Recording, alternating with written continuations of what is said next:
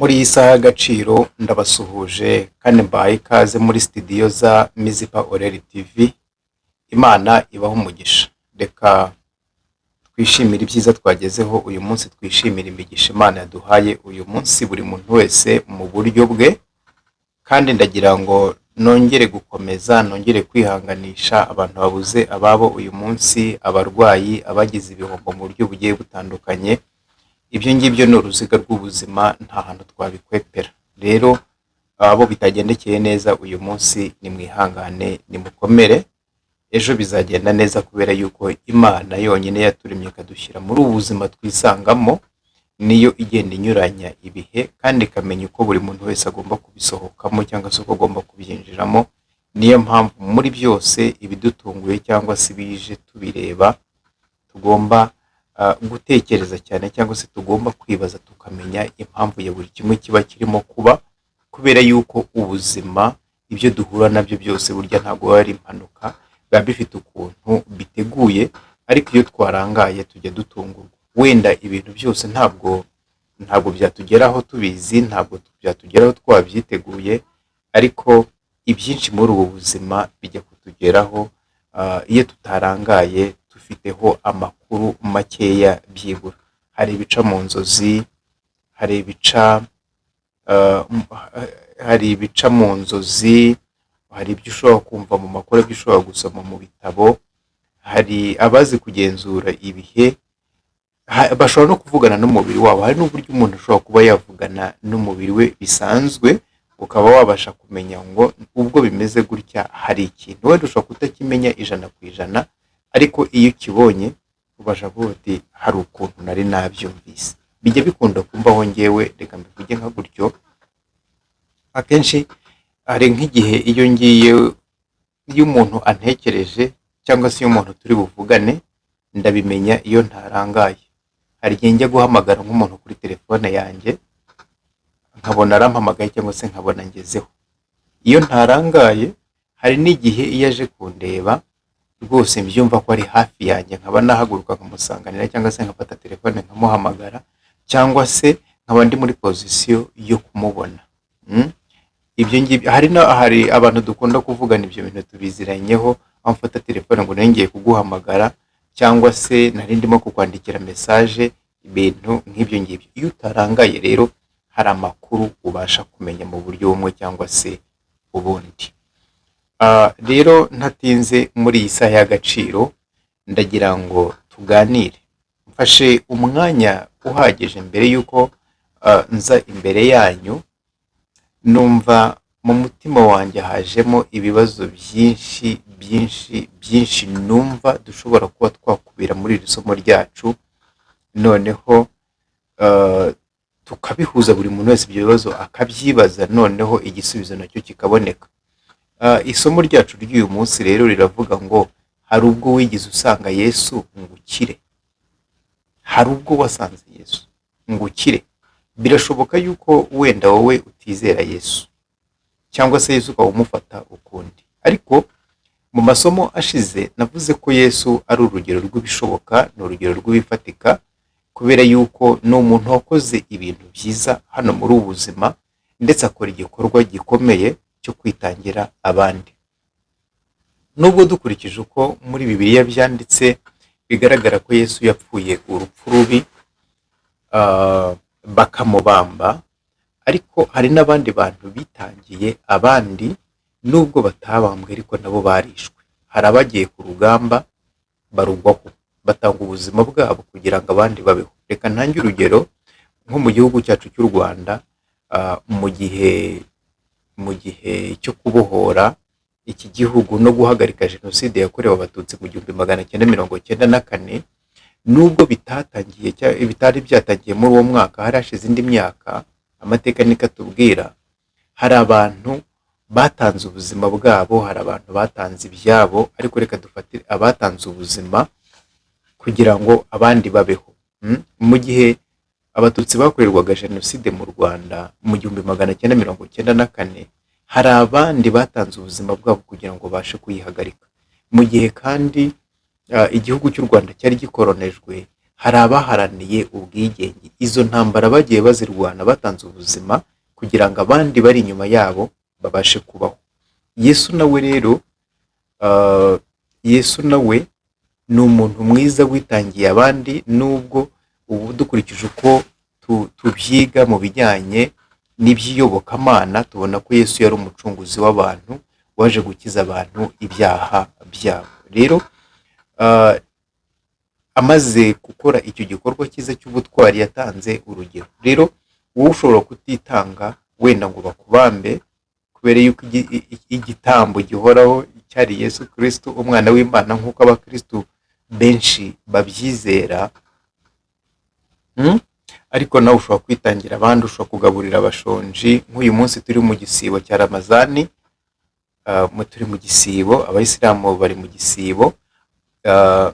Bivugwa yuko cyangwa se byemerwa yuko niba wiyirije uwo munsi ibyo kurya byawe wagombaga kurya ubiha ushonje, burya uba witanze. Hari uburyo uba witanzemo.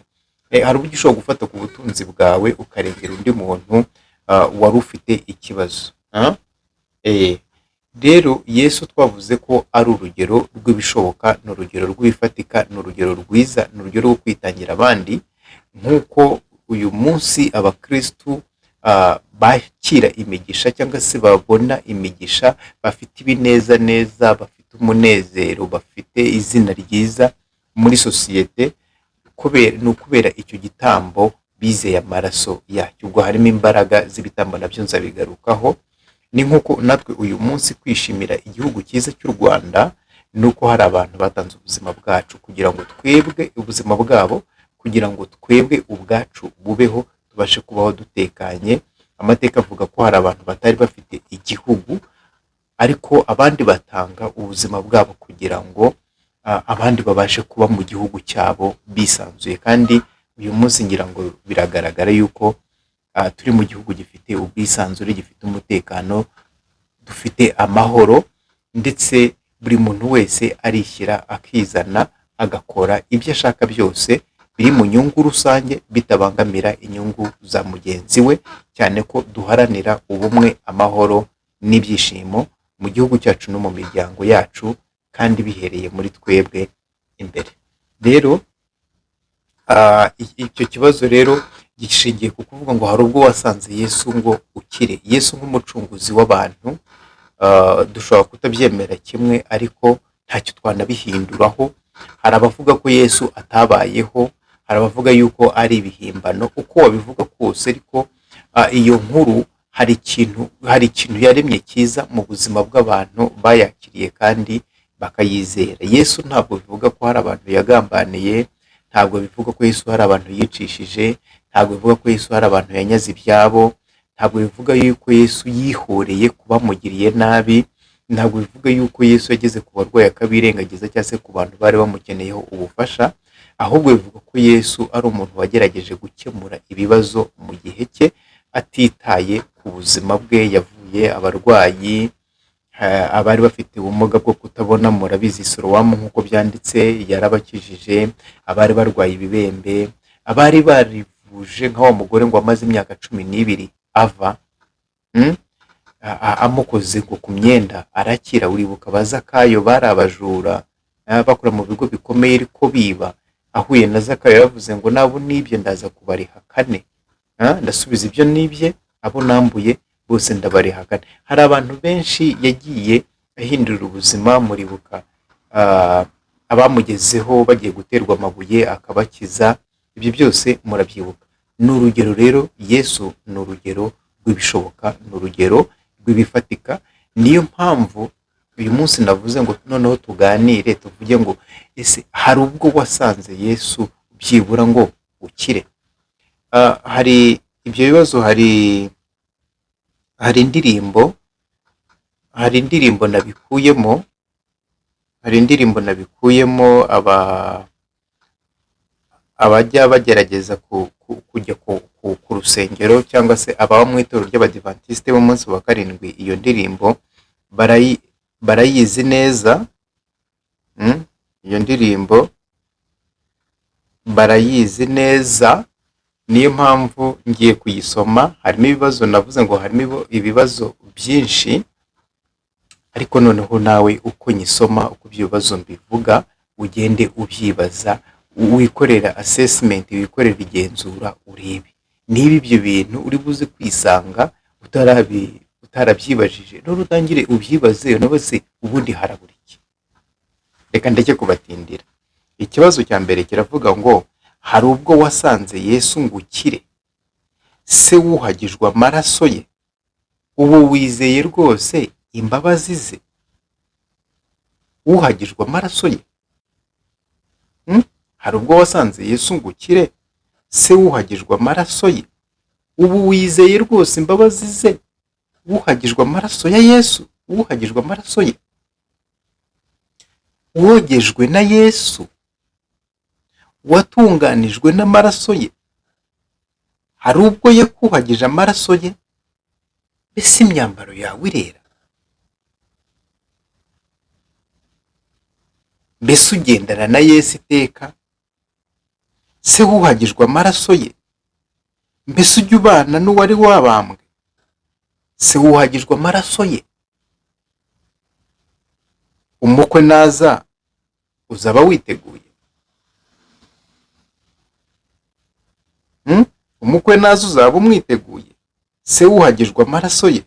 Mbese uzakundirwa kujya mu ijuru no gukizwa n'amaraso ye? Ibyo ni ibibazo nakomeje kwibaza biri muri iyi ndirimbo.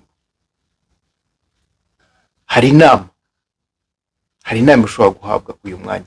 Hunga ibyaha, jya ukora ibitunganye, wejeshwe amaraso ya Yesu. Hari isoko itemba ikiza imitima, wejeshwe amaraso ya Yesu. Hari abakunda kuririmba, ahari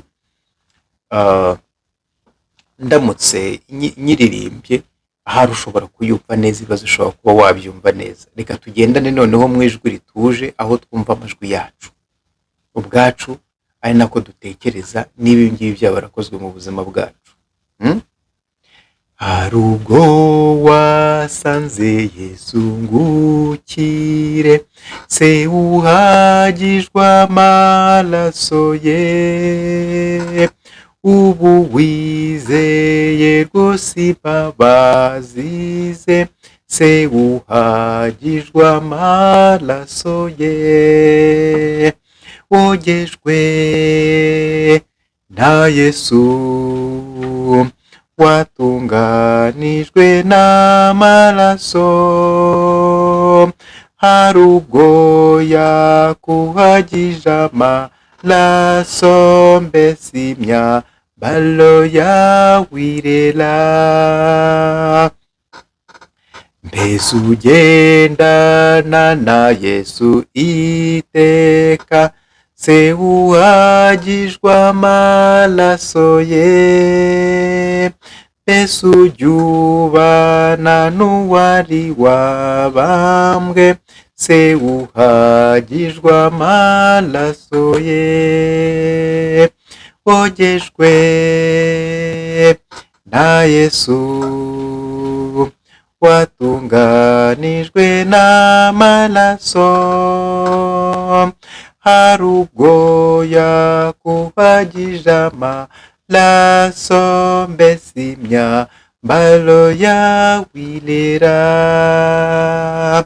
Umukwe naza uzaba umwiteguye, se wuhagijwe amaraso ye, mbese uzakundirwa kujya mu ijuru no gukizwa n'amaraso ye.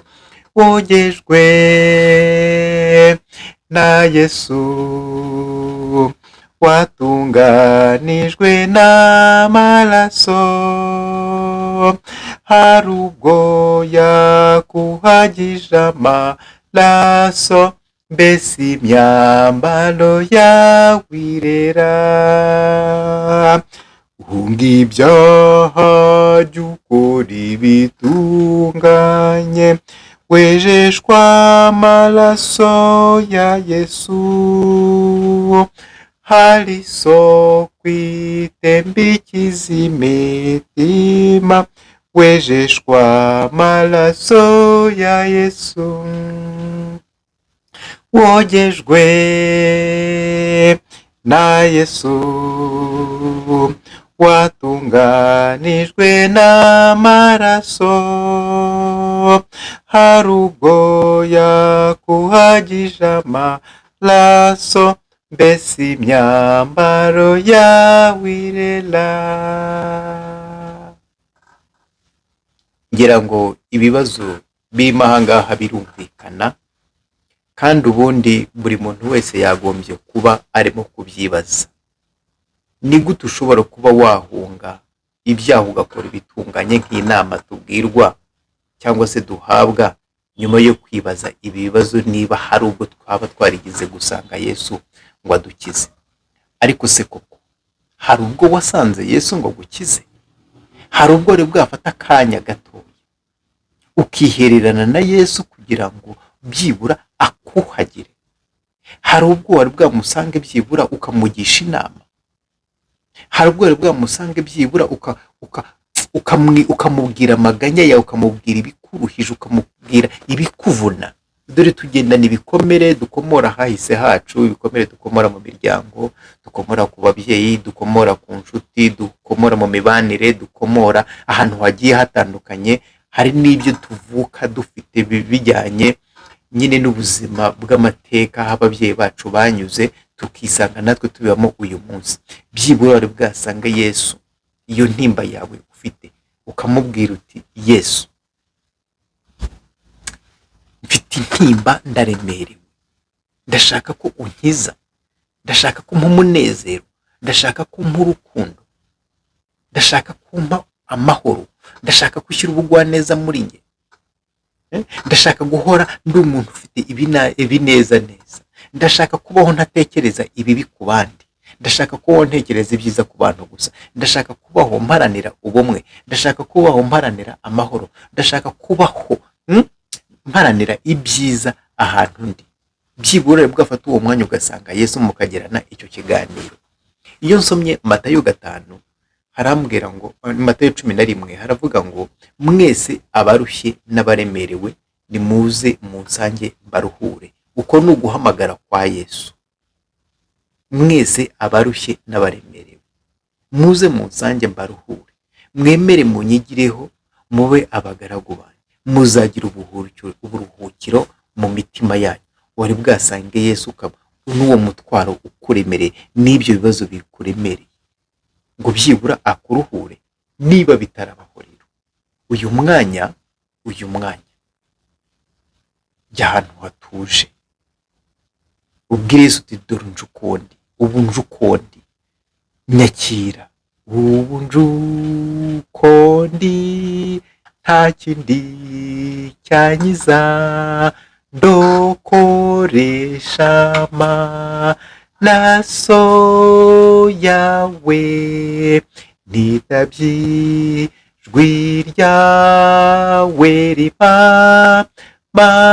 rimpamagaye, ndaje ntama y'Imana, ndaje.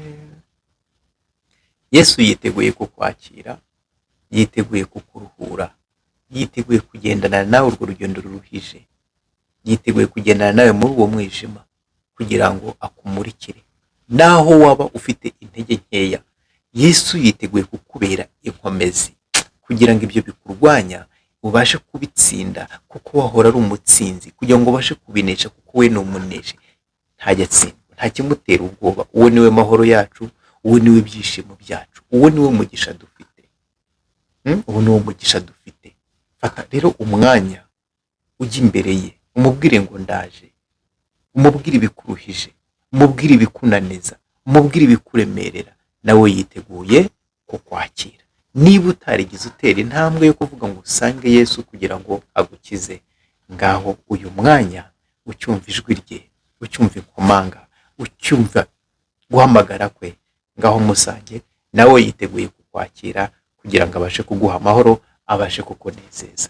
Imana ibahe umugisha, Imana yumve gusenga kwanyu, Imana ah, ibatsindire ibibarwanya, Imana ibaruhure ibibaremereye, kandi ibyari umwijima muri mwebwe Imana ibihindure umucyo, Imana ibamaremo urwango, Imana ibakize ibikomere byo mu mutima, Imana ibakureho igisuzuguriro, Imana ibambike umwambaro w'icyubahiro, Imana ibakureho umwambaro w'ivu, ibambike umwambaro w'icyubahiro, Imana ibakuremo amarangamutima ababaye, Imana ibakize kurira, ahubwo bishimisha ibyishimo byinshi, ibashingisha intege kugira ngo mubashe guhinduka namwe abubaka ahamaze igihe cyanyu harasenyutse harabaye imyirare, kugira ngo ibendera ryanyu ryongere kuzamuka, kubera yuko Imana igitanga amahirwe ya kabiri, igatanga amahirwe ya kabiri ku muntu wese wakangutse akimenya